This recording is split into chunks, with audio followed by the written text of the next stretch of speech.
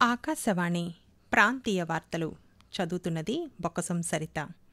ముందుగా ఈనాటి వార్తల్లోని ముఖ్యాంశాలు.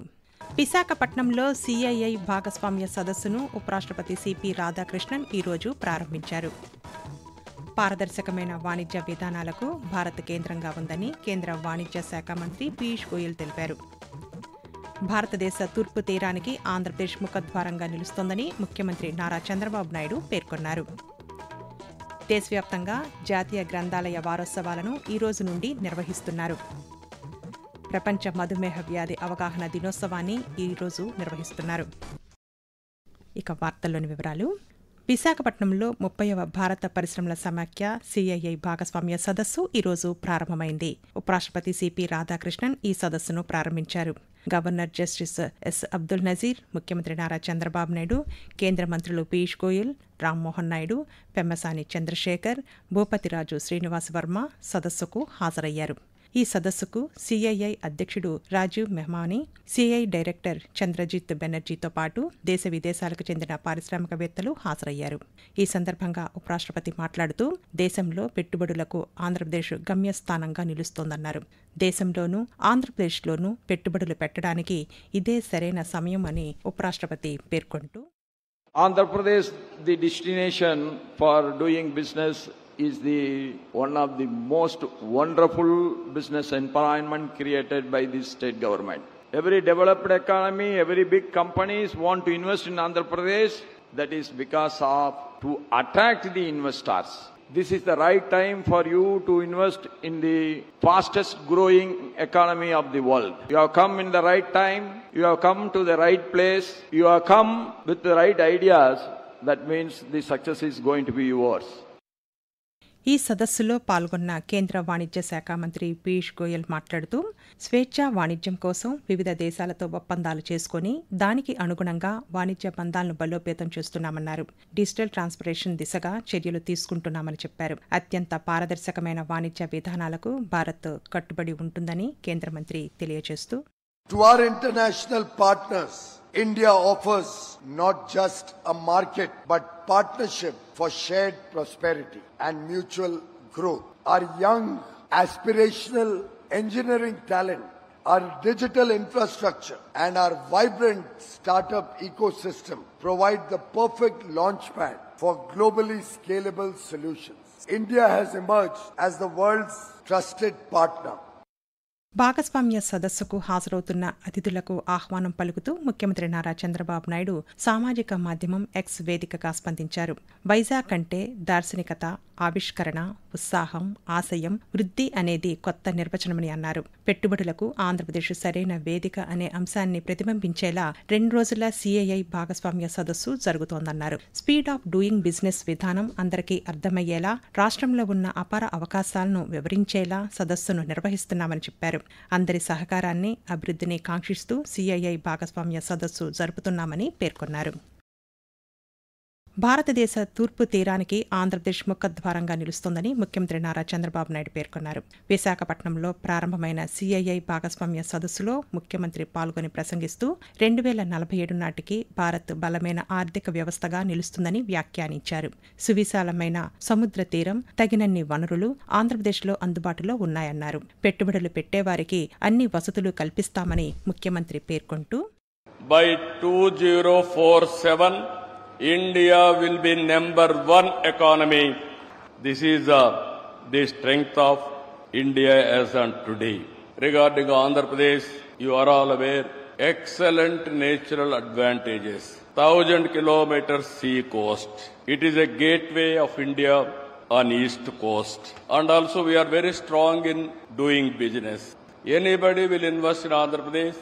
Once you agree MOU, then it will become our project. We'll get it done, everything on real time. CII భాగస్వామ్య సదస్సు ద్వారా రాష్ట్ర పర్యాటక రంగంలో పెట్టుబడులు రానున్నాయని పర్యాటక శాఖ మంత్రి కందుల దుర్గేష్ తెలిపారు. విశాఖపట్నంలో జరుగుతున్న భాగస్వామ్య సదస్సులో టూరిజం స్టాల్ను మంత్రి ఈరోజు ప్రారంభించారు. రాష్ట్రంలోని పర్యాటక ప్రాంతాలను తెలుసుకునేలా ఏర్పాటు చేసిన టచ్ క్యూఎస్ మెషిన్ను ప్రారంభించారు. అనంతరం ఆయన మాట్లాడుతూ పర్యాటక రంగంలో దాదాపు 100 అవగాహన ఒప్పందాలు చేసుకుంటున్నామన్నారు. సాంకేతికత ద్వారా పర్యాటకులకు అరకు, గండికోట వంటి పర్యాటక అనుభవాలను తెలిపేలా అందించే క్యూఎస్ మిషన్ను ఏర్పాటు చేశామని మంత్రి తెలిపారు. ఆకాశవాణి ప్రాంతీయ వార్తలు వింటున్నారు. దేశవ్యాప్తంగా ఈ రోజు నుండి 20వ తేదీ వరకు జాతీయ గ్రంథాలయ వారోత్సవాలను నిర్వహిస్తున్నారు.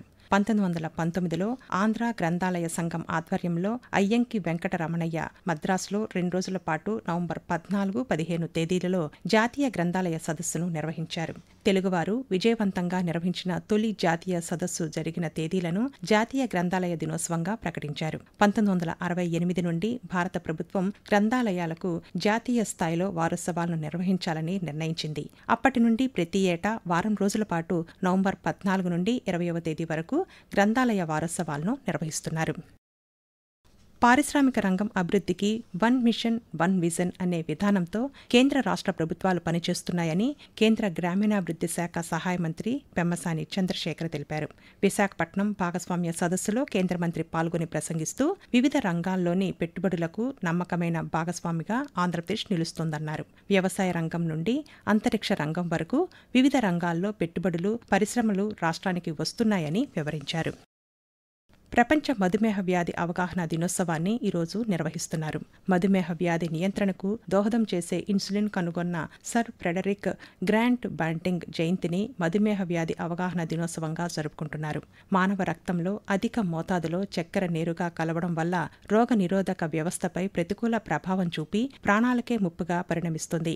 దీనినే మధుమేహం అంటారు. ప్రతిరోజు క్రమం తప్పకుండా వ్యాయామం చేయడం, ఆహార నియమాలు పాటించడం ద్వారా మధుమేహ వ్యాధిని నియంత్రించవచ్చని వైద్య నిపుణులు సూచిస్తున్నారు.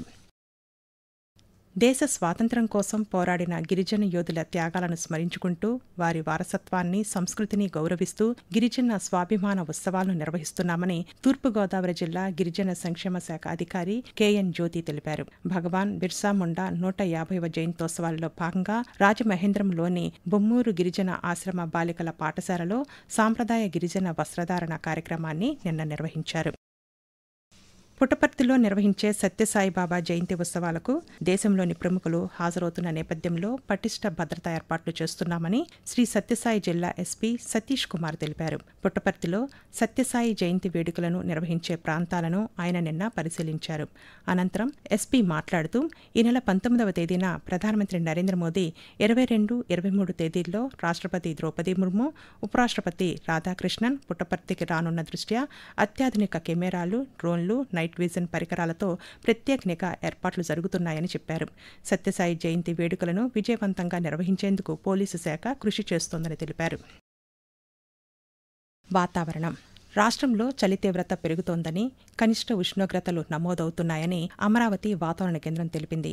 రాష్ట్రంలోని అల్లూరి సీతారామరాజు, పార్వతీపురం మన్యం, శ్రీకాకుళం, విజయనగరం, కర్నూలు, విశాఖపట్నం, అనకాపల్లి, నంద్యాల జిల్లాలలో కనిష్ట ఉష్ణోగ్రతలు 17 డిగ్రీల సెల్సియస్ లోపు నమోదవుతున్నాయని, అల్లూరి సీతారామరాజు జిల్లా జి మాడుగులలో 7.6 డిగ్రీల సెల్సియస్ కనిష్ట ఉష్ణోగ్రత నమోదైందని వెల్లడించింది.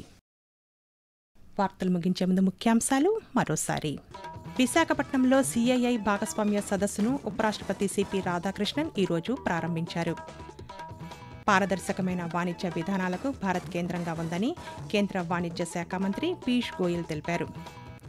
భారతదేశ తూర్పు తీరానికి ఆంధ్రప్రదేశ్ ముఖద్వారంగా నిలుస్తోందని ముఖ్యమంత్రి నారా చంద్రబాబు నాయుడు పేర్కొన్నారు.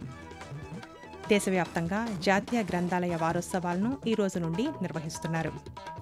ప్రపంచ మధుమేహ వ్యాధి అవగాహన దినోత్సవాన్ని ఈరోజు నిర్వహిస్తున్నారు.